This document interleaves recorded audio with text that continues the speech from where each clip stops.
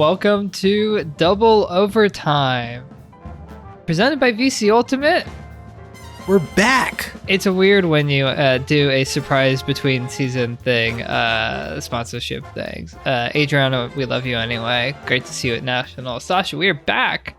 We're calling this one season 2.75 because last year around this time we did a similar episode and it was 1.75, and then we got into trouble because it was like 1.8 and then 1.9, and then eventually we got to season 2. But Eventually. we're back. Good to see you. How has life been? What has been up, my friend? Nothing. That's not. I feel like that's not true. You did some things over the summer, right? Played with a particular club team, with a certain ulti-world contributor as well on the team. E-Money. Edward Stevens. Shout out E-Money. He's a dog. He's a motor.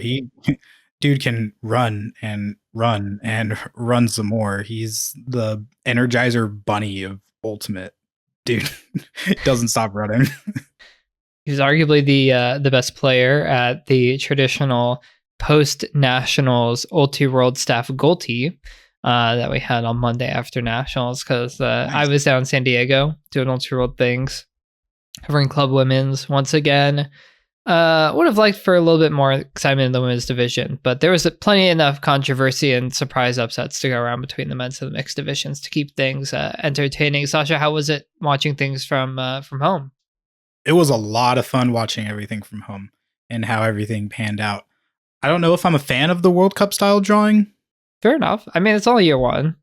Yeah, it's only year one, but it was fun. Pretty crazy that, 3 of the 4 teams in one pool made it to semis. That was wild. in men's pool A, Darkstar effective semifinalist despite not making out of the pool. It was quite the show. Ultra once again putting on a great show, I thought. I mean, I barely saw it since I was on the ground, but between Field Pass and the showcase games and I mean, goodness gracious, and free Johnny, that was a whole deal. Okay, real quick, speaking of Johnny Vansfield once played a few games for the Detroit Mechanix, and I guess that kind of leads into our Mechanix Minute. It's been a while.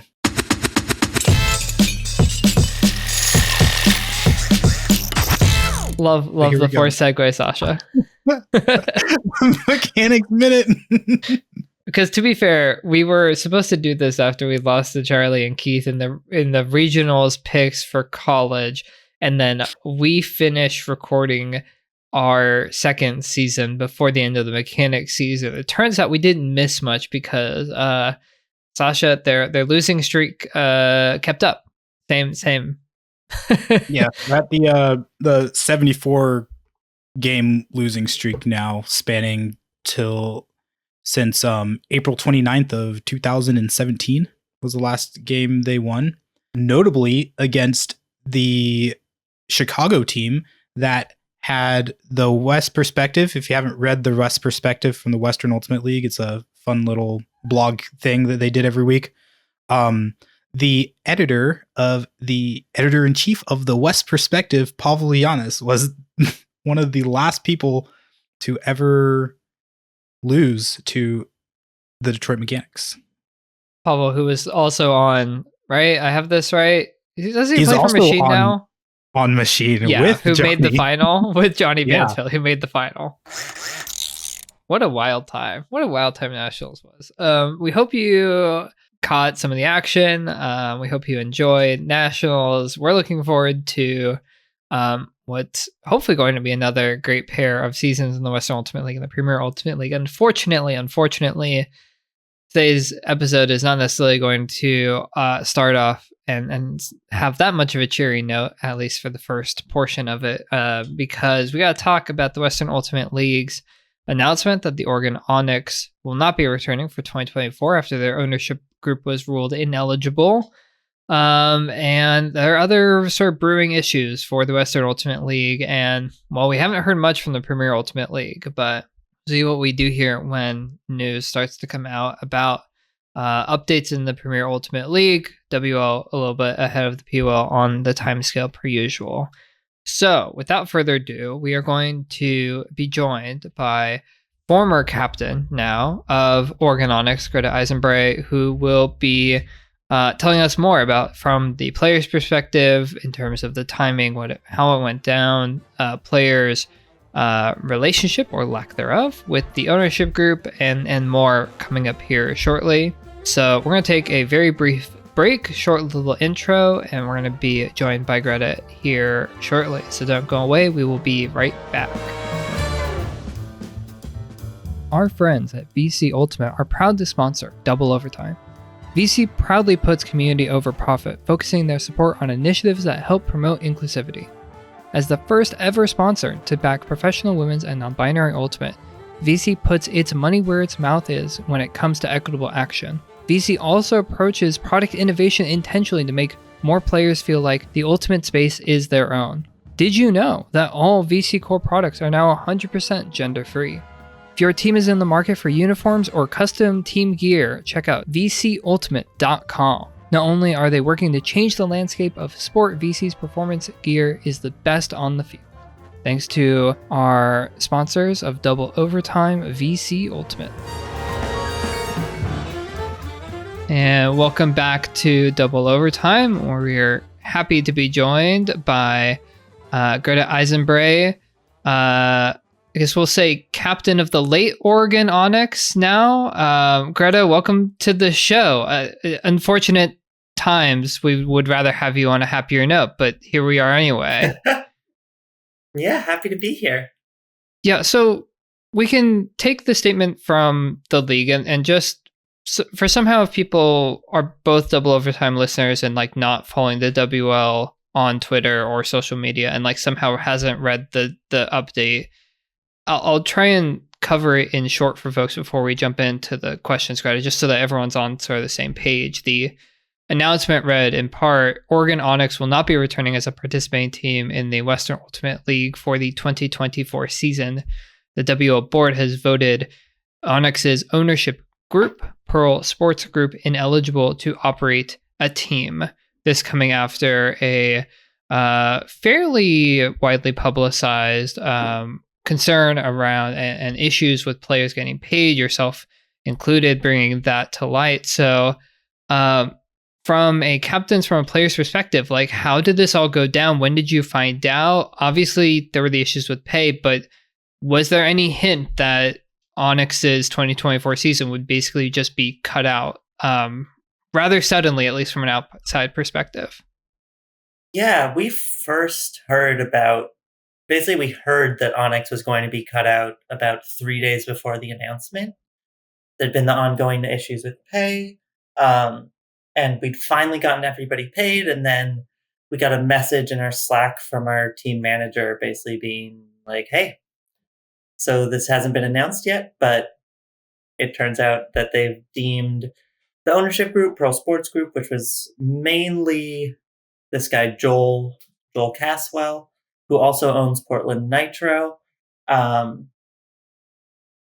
they're ineligible to operate the team. And so the team won't be happening in 2024, but that there's like a hope to find new ownership and get the team back into the league in 2025. And then we were able to have like a player meeting with a bunch of the players and one of the board members to sort of ask more questions and get more answers around that. And yeah, so we barely knew before y'all. That's pretty wild. Honestly, it kind of reminds me of when the cannons went out. We found out like the day before it was announced, I think. Yeah, it seems like, I guess this was a WL board decision and not a team decision. Yeah, this was the board decision. We didn't really have much of a voice in it. They had asked Joel to kind of get our input in trying to find new ownership, but he never did that. I think that like really the biggest, like the player pay in general, just like not being clear with payments was like a big part of it. But the bigger part was just like a general lack and failure of communication from the ownership group, both to players and to the league, that just like persisted over the 2 years that the team existed and eventually got to be too much. What I heard from the board was basically it was a business decision that like it just like it didn't make sense to continue letting the ownership group operate a team if they couldn't follow through on their commitments or even like communicate about their commitments. And yeah. Yeah, so this has been an issue for a number of years. It wasn't just this season that like the pay and communication was an issue. Yeah, we had the same issue with pay last year. It took like months of increasingly upset Slack messages. And that year, Joel was in the Slack, so we could directly at him and still didn't get that much, being like, when are we getting paid? Can you give us any update about when we're getting paid? Because there was like an agreed upon date that we were going to get paid, and that passed by a couple months both years. And then ultimately, since we couldn't get in contact with him at all this year, which was when we went public, because we just like needed to get some larger form of pressure to actually at least get a response. Because even like reimbursements for team expenses that like people took on expecting to get paid back like by the end of the season, and like hundreds and hundreds of dollars in some cases for some people, weren't getting paid back. And like there were people who needed that to like feed their kids. Yeah, I mean, it sounds like a tough situation all around for, I mean, basically everyone except for the ownership group. And yeah, I mean, it's always tough when it feels like decisions get made top down, but also speaking as someone who was a former board member for the Western Ultimate League, like I can understand the calculus and getting some insight from other folks I know who are still associated with the board, that fundamentally, if you have an ownership group who's not going to do the basic thing of owning a team and paying their players, if that's what you've set out to do, then it doesn't seem like it makes a lot of sense to keep those folks around if they're not going to hold up their end of the bargain, especially with the Western Ultimate League going into its third full season and still trying to, get up off the ground. And fundamentally, I wouldn't be surprised, although I don't know this for sure, so some of this is a bit of speculation, but I wouldn't be surprised if there were some issues on the league side of, hey, if they can't pay their players, they may not be able to pay the league for what basically the league is compensating the Onyx ownership group. And then the league is just losing money in that case versus having an ownership group that could actually, pay their players and reimburse the league for league expenses and those sorts of things. So I could definitely imagine a situation where it is purely a business decision, as was stated, even if it feels difficult because it came from the top down and without very much notice. Yeah, like I understand the decision. It makes sense to me. Like we've been wanting to try to find new ownership also. Yeah, the only thing is like I wish that players had more contact from the league around this and like could have maybe been more proactive trying to find new ownership for the 2024 season, because I know that people like have some ideas and have been like talking about that unofficially without knowing that we actually like needed to get on working those connections. Yeah, I think someone tweeted something about what is that? The bar in Sports Bra? Yes, the Sports Bra. I think like if we could get them in, that would be awesome.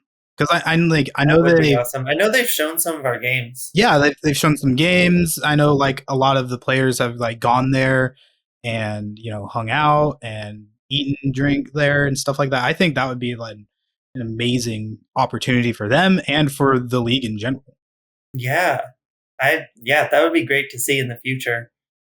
And there are other like, I don't know, we have people with some strangely high up connections in the sports world who we were like, oh hey, maybe we could work with them and like get new ownership, but then didn't have the fire to actually do it and didn't know if it was possible to like remove Pearl Sports Group as the ownership group.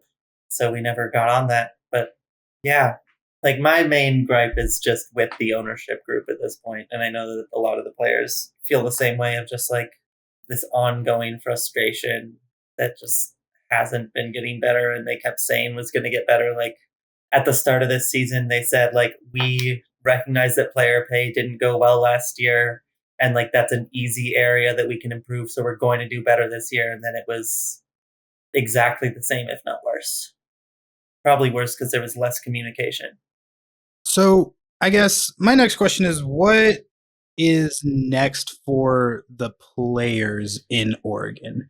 Like I'm assuming that y'all have been talking and being like, hey, maybe we should all go try out for this team or that team or something like that. I don't know. I'm in a bit of a weird situation where, like, after the last WUL season, I moved to Seattle. So I'm not quite as connected. Like, I'm not there with everybody. I haven't heard as much of that sort of conversation. Like, it's hard to travel to go play with another team. Especially a lot of teams don't have the funding to like pay people to go travel to all their practices. I think so far it's mostly been like, whoa, we're all kind of shocked by this. We've been trying to show up for each other. Like we were starting to make plans for like, if the people who like needed that money could get it, we'd like crowdfund with each other to get them the money that they needed. So we're still kind of just like coming back into like, yeah, where do we go from here? And there's been the Northwest Cup announced, which is the mixed game between formerly Nitro and Onyx, and then Tempest and Cascades. And that's been announced, and we're still trying to sort of figure out how that works if we don't have a team, and how much we want to participate in promoting that. But I mean, ultimately the goal is to have a team again in 2025 and find opportunities to play together in the meantime, even if that's like local and just showcase games or whatever the league throws our way.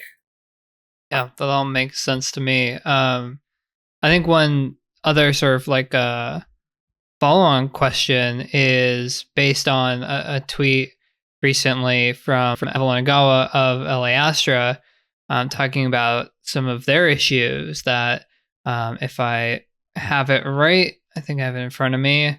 Players, look, this is a quote from the tweet from Agawa. Players were told a month ago that we need new leadership. We need someone to lead operations, 50K, and or someone to buy the team. Ultimate Twitter, hit us up if you want to help us not get Onyxed, I guess, which unfortunate that has immediately turned into a term for folks. Yeah. Before, I don't know necessarily that I have a ton more questions other than to, share my commiserations. But I'd love your sort of thoughts on what it might mean in a situation where, say, Astra has to basically fold at least for this season. What are your thoughts on what it would mean for the WL and for the state of women's semi-pro ultimate, women non-binary semi-pro ultimate, to have two teams potentially fold at the same time at this point? Again, hopefully coming back later, but at this point.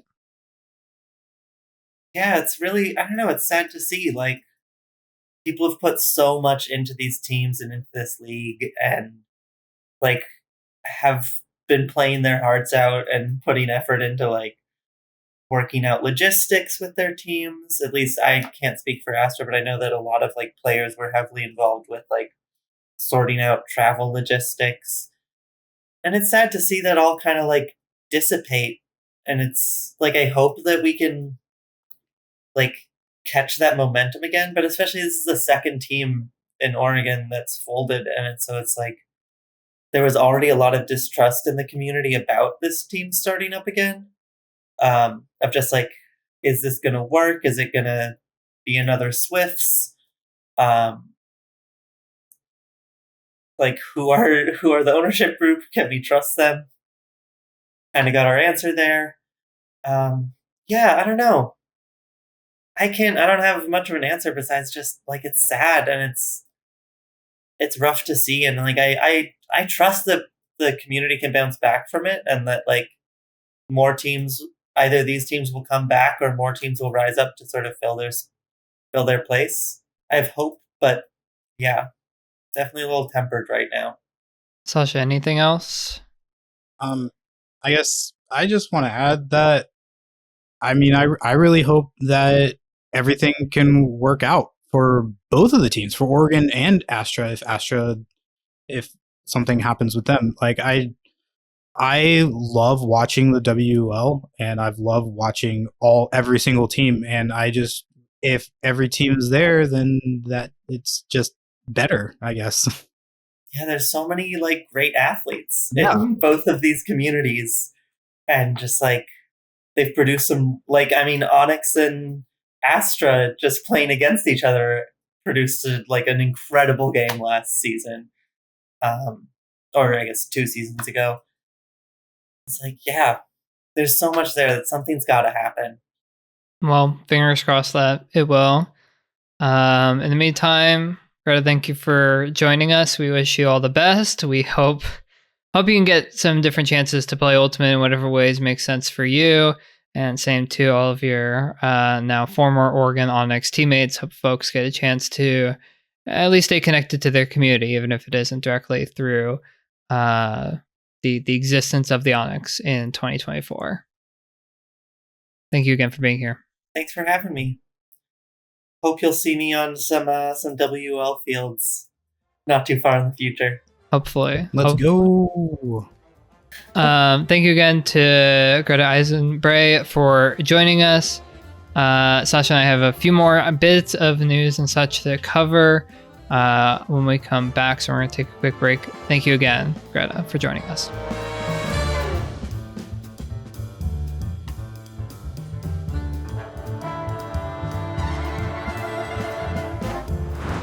Welcome back to Double Overtime. Thank you again to Greta Eisenbrey for joining us. Sascha, any immediate thoughts, reactions to what Greta had to share about the player's perspective on Onyx not returning for the 2024 season? I mean, obviously it sucks. It's not a fun situation to be in, especially when it's like right around tryout time for a lot of the other teams and not knowing what your options are, I guess.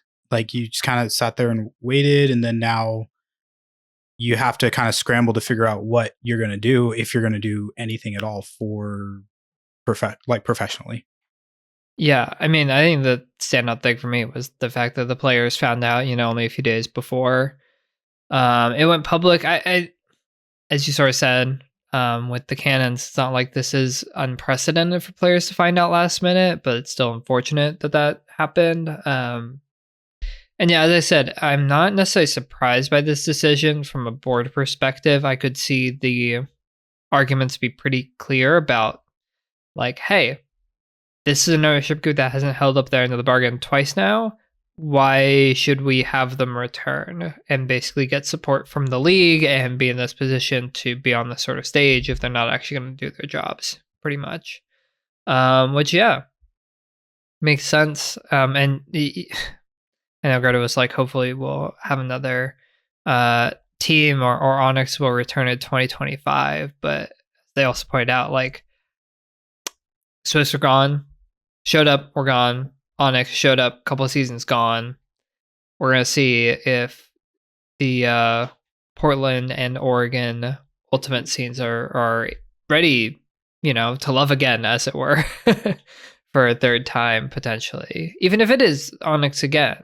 But I don't know. Is the brand that strong that it'll hold? Maybe, maybe not. I mean, I hope they come back.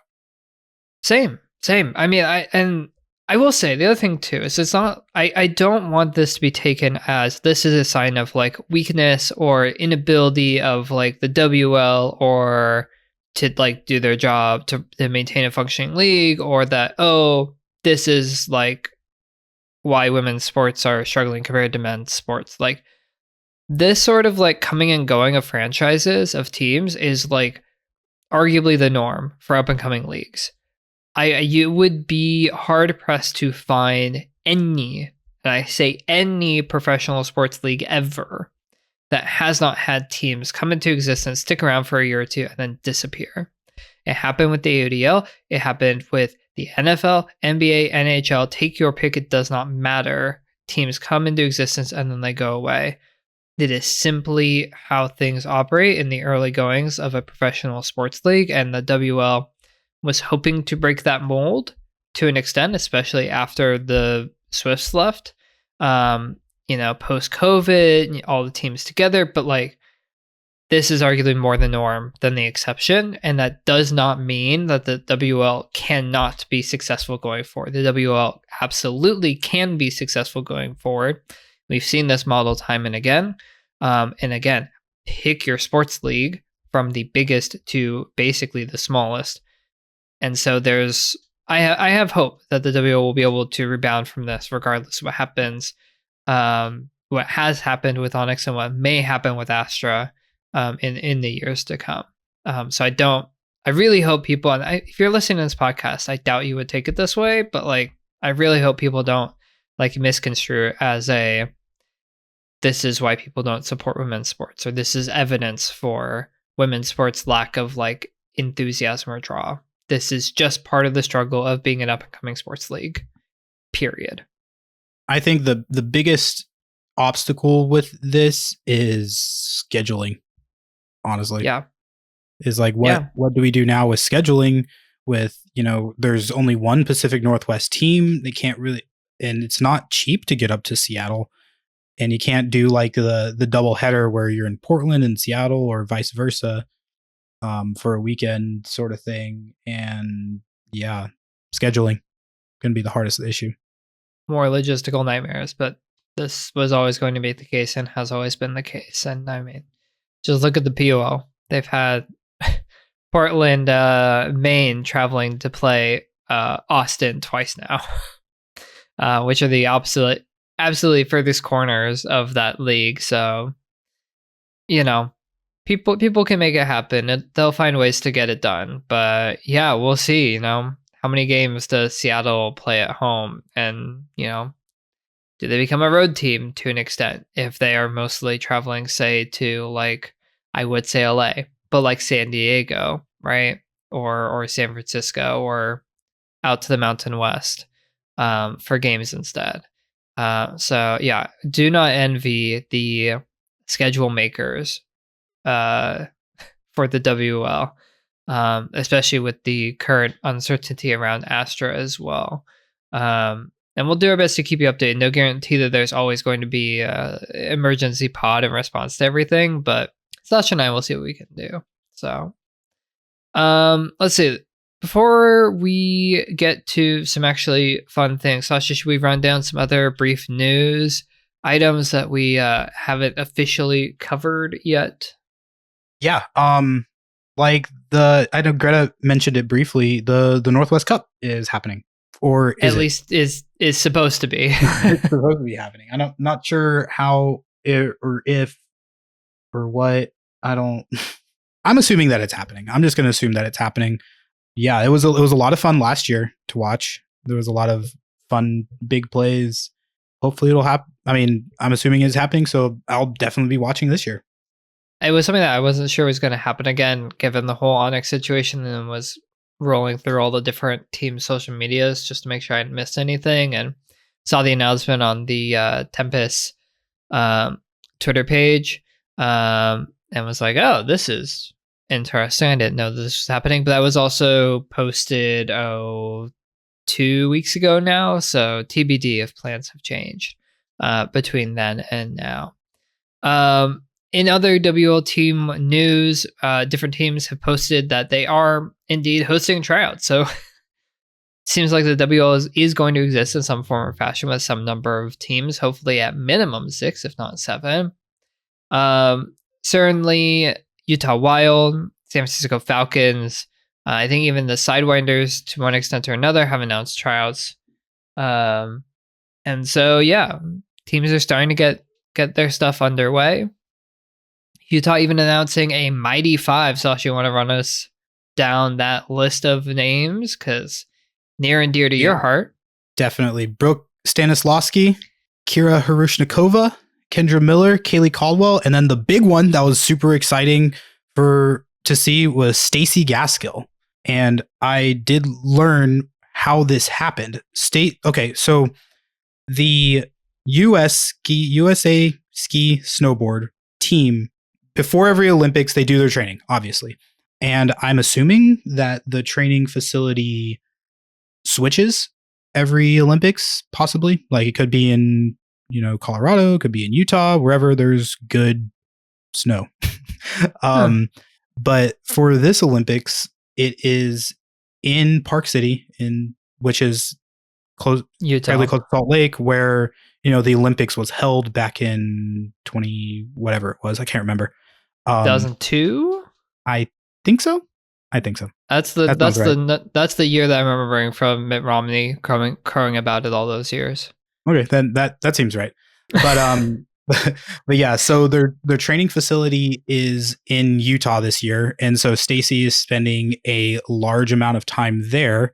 And Kendra Miller is on Molly Brown with Stacy, and so Kendra talked to Stacy, convinced her to come and play with Utah Wild. Therefore, Stacy Gaskill, Utah Wild. It's a very cool announcement, very exciting signing, and yeah, I mean, hopefully at least only the first of the major moves. We're going to see someone like we'll talk about them more in just a moment, right? Of a like a Helen Eifert or Melissa Merrick, who just won a national title with Fort Collins Shame. Do they move over to Alpenglow? Or do they stay with the Sidewinders or Jay McLaughlin going back to Arizona or what have you? So plenty of intrigue to see. As for PWL stuff, no news on tryouts, no news on anything really other than, and this isn't even announcements, it just happens to be on their website. They're trying to do what seems like an event bidding process of some kind. This is something that I remember Commissioner, I don't know if she's still Commissioner, but was Commissioner, Dallas, from wanted to bring in from Quad Ball. And so they've posted on their site. Originally, I think they were supposed to announce like event, like the cities who had put in bids by like late October, and that's now pushed back to late November. So TBD on what that looks like. Otherwise, the POL, as far as I know, has had basically no outward-facing news, unless I have missed something, which is entirely possible. So if you have any insight into POL news or updates, or I would say rumors, bring us substantiated rumors. We can reach us at doubleovertime@old2world.com is our email address. Spell out double overtime. Or find us on X, formerly Twitter, or you can reach out to Sascha or I directly in one form or another. Let us know, because we'd love to have more insights and news to share, at least ideally that we could share publicly by the time we next come around for the PUL. Okay, Sascha, should we run down Nationals stuff? Because there were quite a number of key contributors for some of the top teams at Nationals. And just to be clear, before we jump into it, we're not going to get to all of them. We just pulled some few of the names from the finalists in particular. Sascha? Yeah, there's a lot of names here.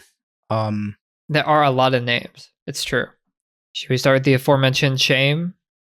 Yeah, already mentioned some of their names. Yeah, so repping the Alpenglow on this Shame roster: Rory Veldman, Aubrey Dietrich, Jade McLaughlin, Sarah, is it Ito or Ido? Ito? Good question. Sorry in advance to anyone who we mispronounce your names. Yeah. Marilyn Reich, Sarah Petch, all with Alpenglow. And then a few of the Sidewinders, Helen Eifert and Melissa Merrick, all on Shame. Also, congrats to Shame winning their first title. I was worried when they got their 1 seed designation, because the last time they got the 1 seed, I think they went out in pre-quarters and went 1 and 2 in pool play, if I remember right. It wasn't great.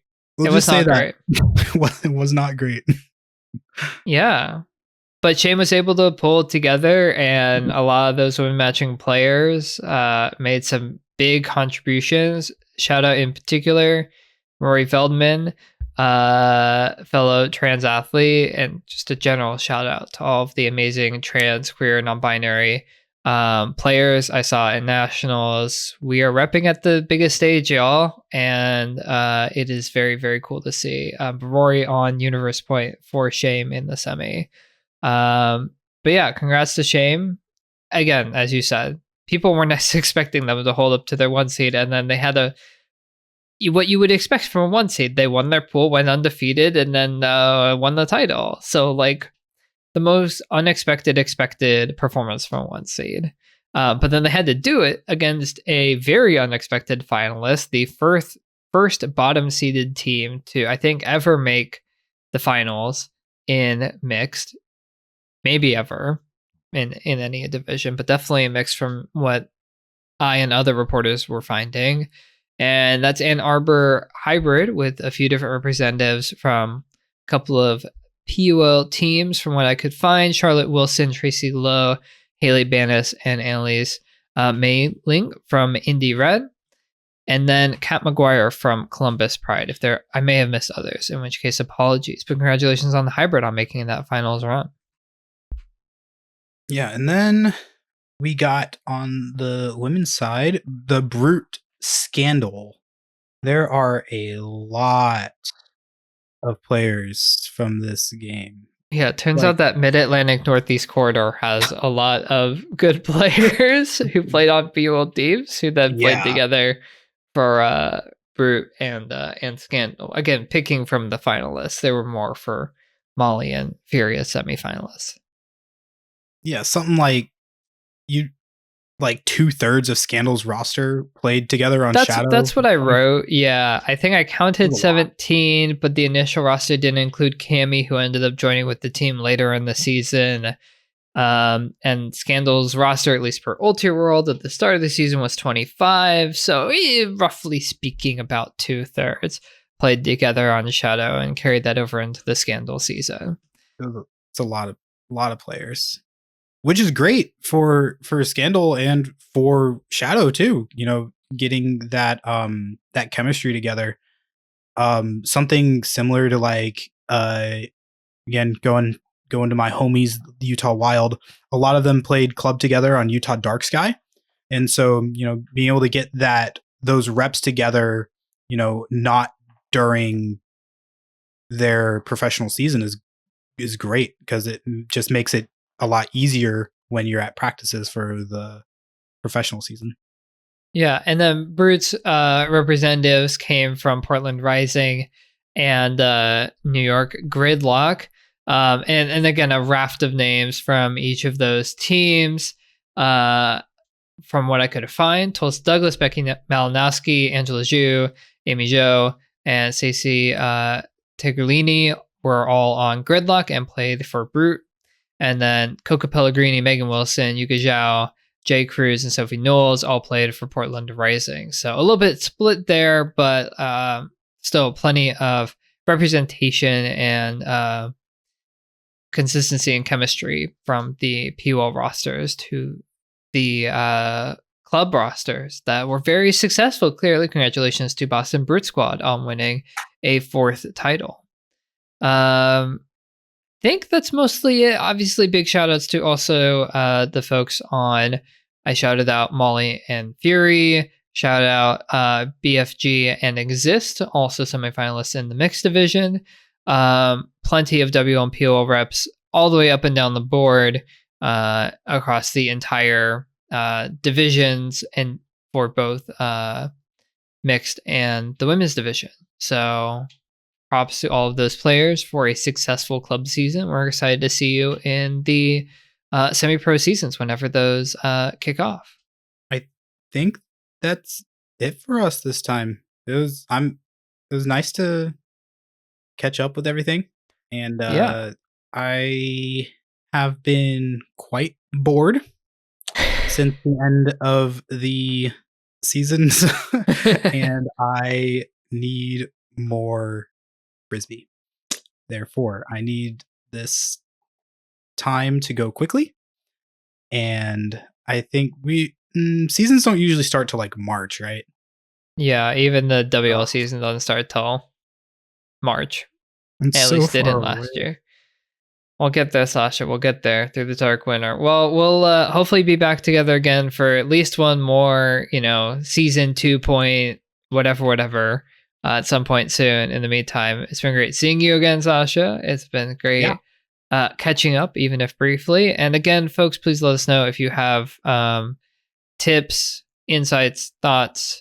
Double Overtime, all spelled out, at ult2world.com is our email address, or double OT pod on Twitter. And again, you can reach Sascha and I via our personal contacts as well, on whatever social media platform you happen to fancy.